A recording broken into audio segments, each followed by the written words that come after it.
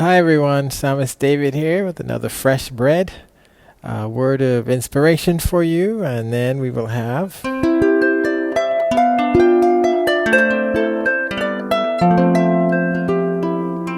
something on the harp. It's interesting, I got a pinprick on my finger today. It's amazing how painful a tiny pinprick, I mean a little dot of blood, they couldn't even do a blood test with it, but whew, and that's the finger that is critical in playing the harp, so we'll see how much playing I get done. But I want to share with you today about just a few verses from Psalm 23, which is a psalm that many people have heard more than once, and they've written a lot of songs on it and hymns on it and so on. And just some things popped out to me, so I just felt I would encourage you with this. Psalm 23, verse 1, "The Lord is my shepherd, I shall not want." Verse 2, "He makes me lie down in green pastures. He leads me beside the still waters." Verse 3, "He restores my soul. He leads me in the paths of righteousness for his name's sake." And then verse 4, "Yea, though I walk through the valley of the shadow of death, I will fear no evil. For you are with me, your rod and your staff, they comfort me." We'll do verses 5 and 6 next time, but "The Lord is my shepherd, I shall not want." That statement is a choice that David has made. That isn't to say that the Lord is everybody's shepherd. This isn't the literal shepherd and sheep. This is the choice for who you want to be your shepherd. Now, if you choose the Lord to be your shepherd, then the rest of it follows. If you don't, that's also okay. You will just be making your way and hoping that the chips fall as best they can, and you get involved in luck, you try to win the lottery and all of those sorts of things. But for the person like David, who make the decision that the Lord is his shepherd and he shall not want, because they both go hand in hand. When you declare that the Lord is your shepherd, and therefore you're going to say, I will not seek anywhere else, because all of what I need will be found in my shepherd. And I just mentioned the lottery.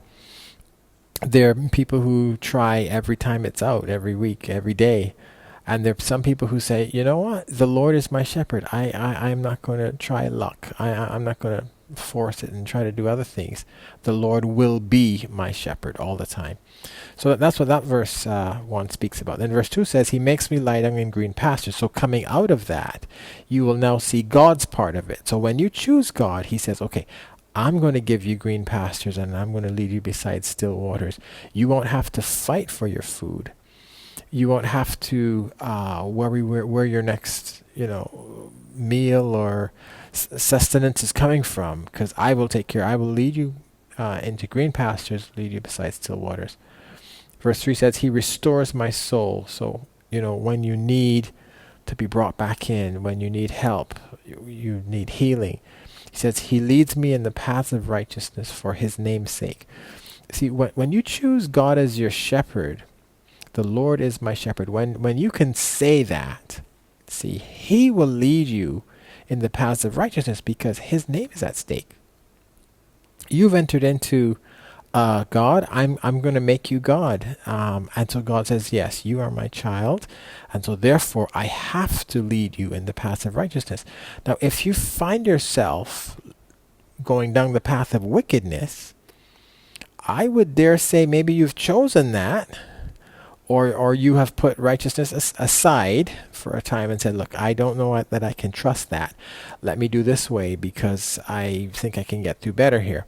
But God wants to lead you in the paths of righteousness because his name is at stake, and he wants to care for you and lead you beside the green pastures and so on. And the last verse we will look at here now says, "Though I walk through the valley of the shadow of death, I will fear no evil." Now this is so interesting because some people have no fear. Some people have fear, and God is saying, listen, I'm with you. My rod and staff, they will comfort you. And so David says, your rod and staff comfort me. But God is saying, I will give you comfort. I will take care of you.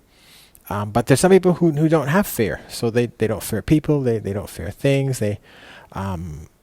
It's maybe founded. It may be, if it's it says, "For you are with me." So if you don't want God with you, but you don't have any fear, what are you trusting in? What are you trusting in? But the thought came to me that there's some people who don't have fear. They're tough. They're strong. They've done a lot of things in their life, and then they don't have fear.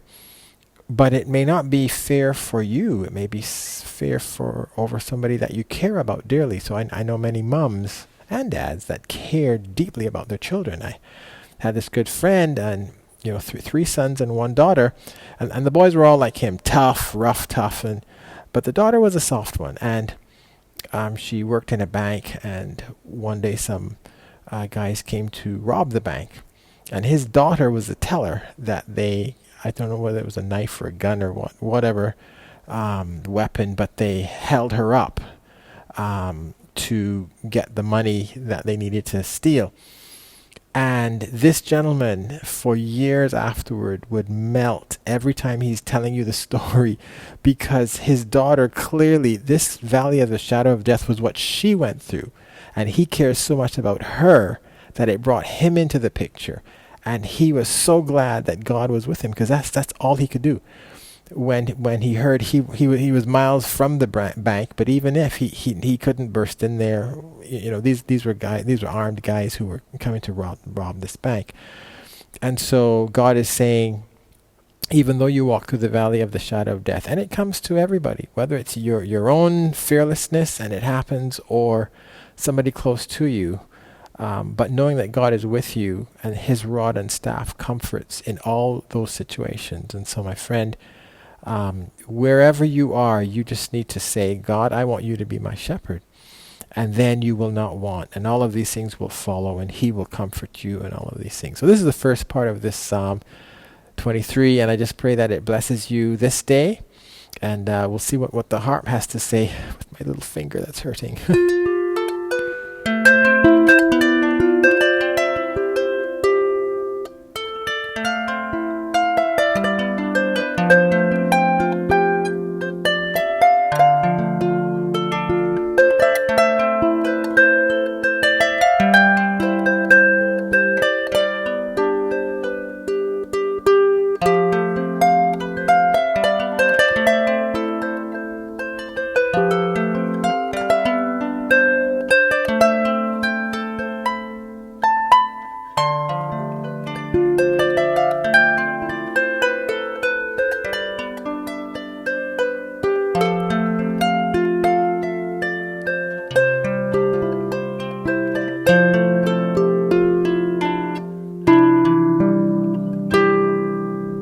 Man, have a super day. Let the Lord be your shepherd. He'll take care of you.